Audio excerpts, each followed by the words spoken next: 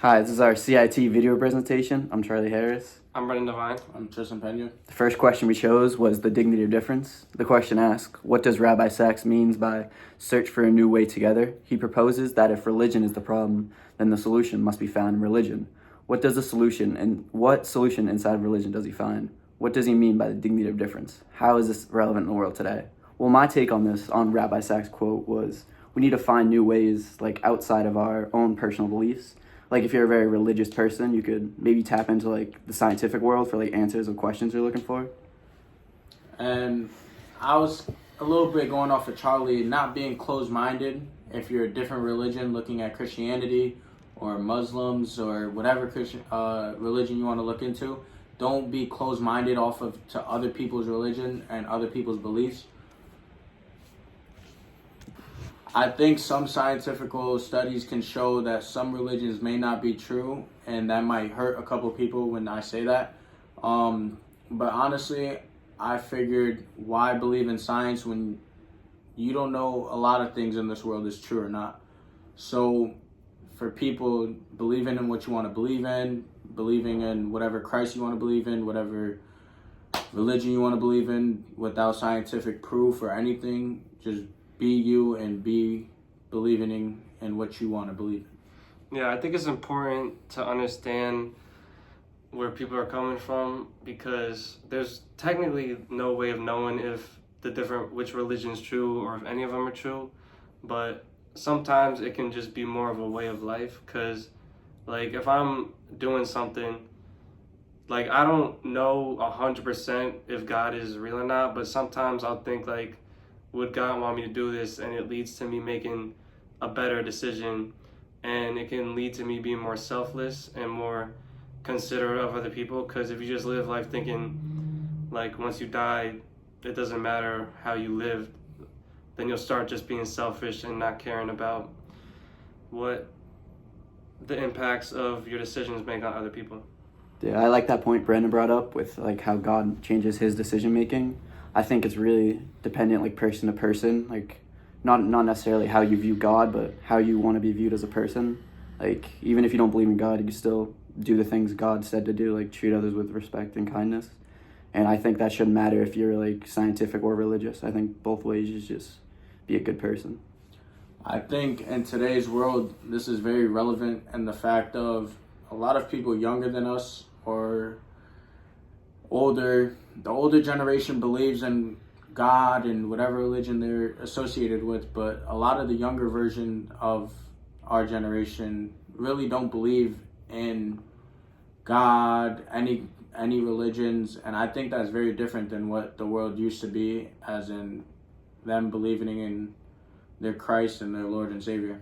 Yeah, I think today is more like accepted if people don't necessarily have a religion or a faith. When in like a while ago or like older times, it was more like you had to do whatever your parents believed in, and you didn't really have the freedom to choose what you think. Where I think today it's more like you get to make up your own mind and make decisions off what you really think, and you're not just forced to believe whatever your parents or family wants you to believe.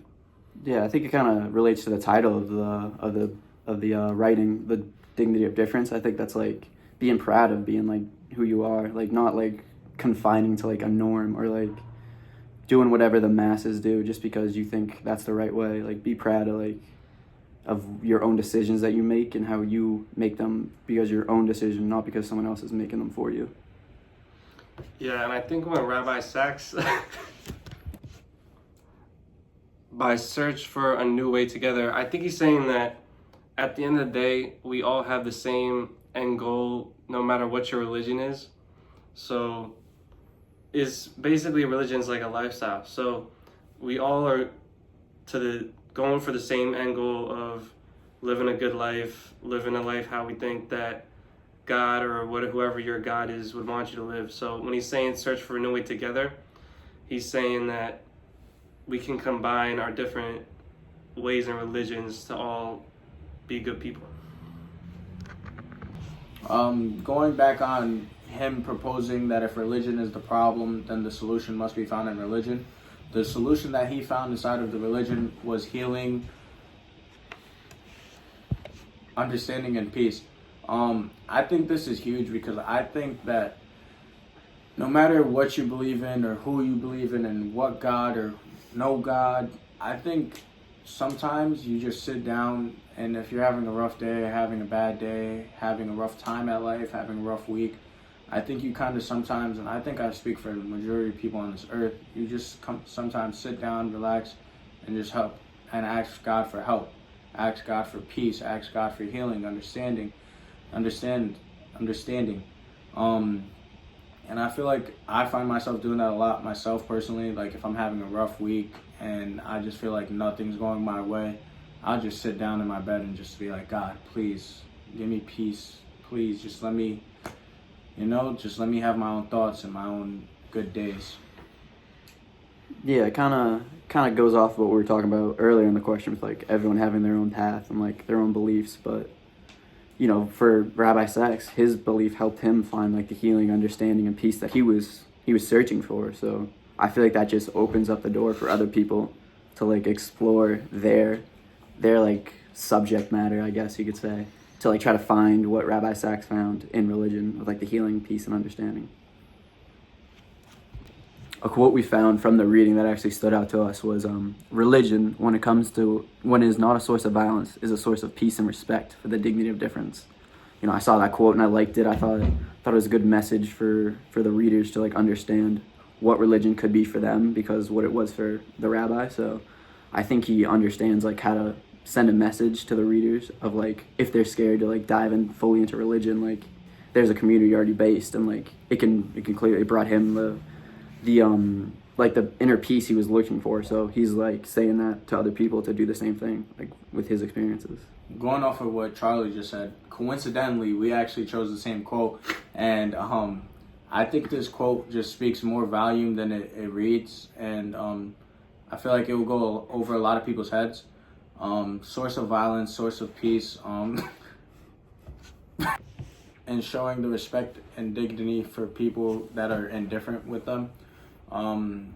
This quote just, again, speaks so much volume and really means a lot to people, including myself. I feel like not a lot of people really understand what religion is, and this quote basically sums it up in a sentence, and that I think this just speaks volumes.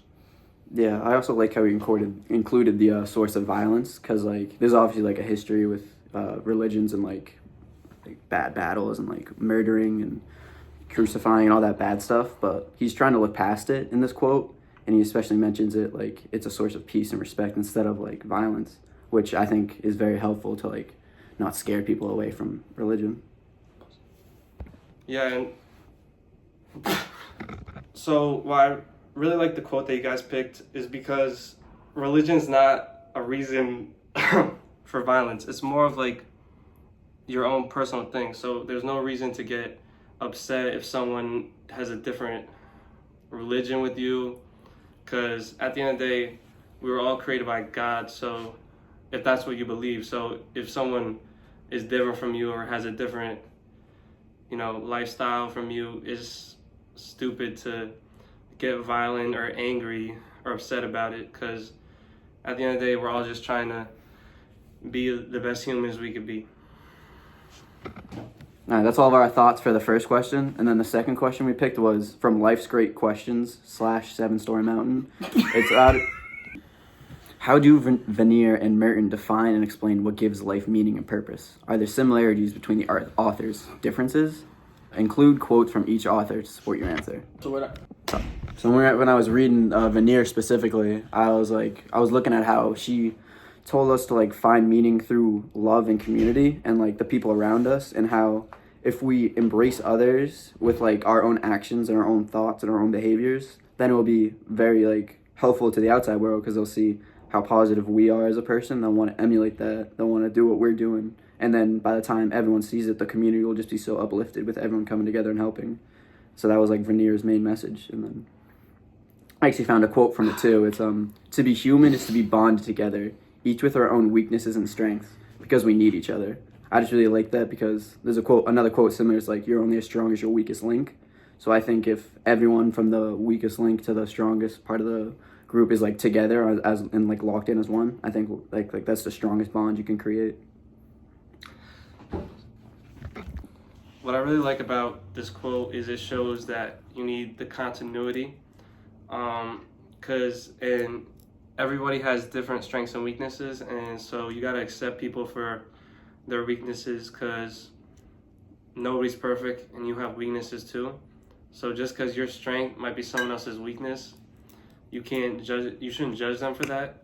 So that's why I like this quote, because it shows that we all need each other based on different strengths and different weaknesses, because if everyone had the same strength and same weakness, we won't be able to function as a society.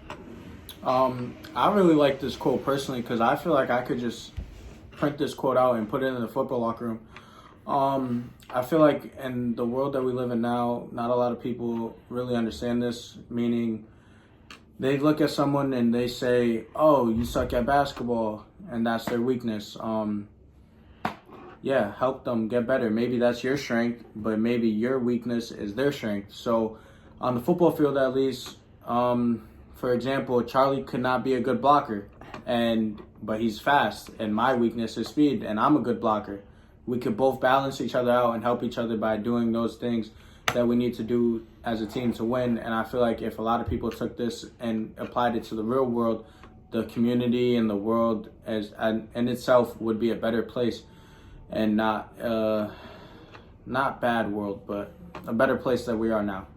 Yeah, I really like that example of football, because it can kind of be shown similar to society, because like the same way where you might be a better blocker and he might be faster, you could show the same thing in society. Like some people, because we need everyone for every job, like one person might be better at being a doctor and another person might be better at being like a janitor. So but that doesn't mean we still need both. So you can't look down at the janitor just because he doesn't make as much money, because we still need someone to do that. So I think that's why this quote is important, because it shows that we need everyone, no matter what your strengths and weaknesses are. Yeah, just to give like a quick summary of Vanier's reading, it's like she really like emphasized human love and like community, especially with the marginalized, like people who can't stick up for themselves or like can't take care of themselves.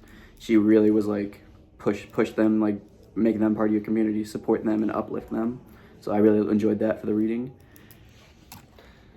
Merton's was a little bit different compared to Vanier's. His philosophy was more fix yourself before you can fix other people. So his thing was like, if you get your own inner peace and like become your own better person, and if everyone in the world does that, then the world will just be so much more peaceful and like relaxed, because everyone's like figured themselves out and like found their inner peace. So that's like a way he wanted to do it. That's a little bit different than Vanier. The quote we found as a group is, we have what we seek. It is there all the time. And if we slow down and be still, it will make itself known to us. I interpreted this quote as in, everything that you want or you see is right in front of you. As long as you slow down and you just relax and take your own time, what you want is right in front of you for you to obtain and achieve. And I find this resonating to myself a lot, because I feel like when I'm going 100 miles per hour in life and I just never slow down and I just take things on the hop and do everything fast, I don't see what's in front of me. But when I slow down and I take my time with all the stuff that I do, everything is in front of me and I feel like I have the whole world in front of me.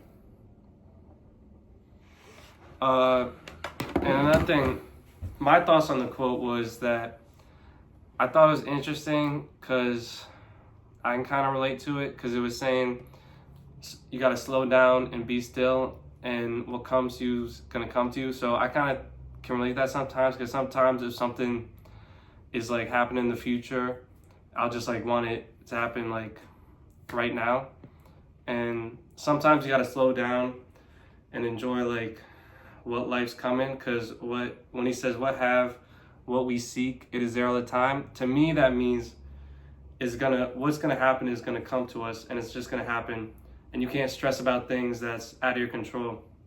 So that's kind of was just my biggest takeaway from Thomas Merton, Thomas Merton and the quote. And fun fact, actually, I've noticed this when I found out that we were reading about Thomas Merton. All three of us lived on the 4th floor at Thomas Merton Hall last year. So that was just something I thought of when I heard of him. And I thought it was interesting to read about the person who the building we lived in was named after. So I just thought that was interesting. Yeah, thank you for listening. This is the end of our video. Have a good one.